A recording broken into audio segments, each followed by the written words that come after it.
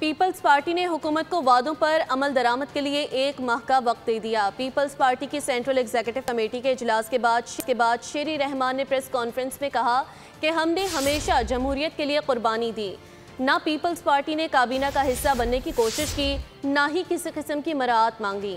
ہم سے کیے حکومتی وعدے اب تک پورے نہیں ہوئے۔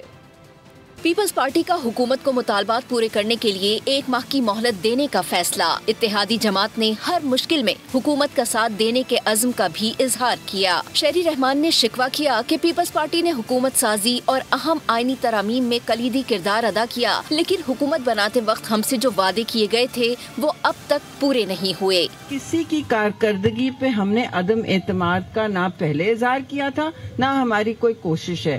ہم سمجھتے ہیں کہ ہر پاکستانی باشندہ حقدار ہے فورن ریلیف کا، اور اس حوالے سے اگر کوئی بات کہہ دی جاتی ہے تو اسے صحیح معنی میں سمجھتی ہوں لینا چاہیے۔ پی پی پی کی سینٹرل ایگزیکٹو کمیٹی اجلاس کے بعد میڈیا سے گفتگو میں جعلی رہنما ندیم افضل چند کا کہنا تھا کہ پنجاب سے متعلق سب سے اہم مطالبہ بلدیاتی الیکشن ہے۔ وعدے تو نہیں، ہمارا جو گورنمنٹ جب بنی تھی تو ایک ایگریمنٹ ہوا تھا، اس میں لوکل باڈیز الیکشن پنجاب میں سب سے اہم مطالبہ جو ابھی وہ سسٹم لا رہے ہیں اس پہ بڑے کنسرن پارٹی کی سی سی میں اس سسٹم کے اوپر بڑی ڈیبیٹ ہوئی۔ پیپلز پارٹی رہنماؤں کا کہنا تھا کہ 1 ماہ بعد دوبارہ پارٹی کی سی ای سی میٹنگ ہوگی، جس میں وفاقی حکومت کے اقدامات کا جائزہ لیا جائے گا اور حتمی لاہ عمل طے کیا جائے گا۔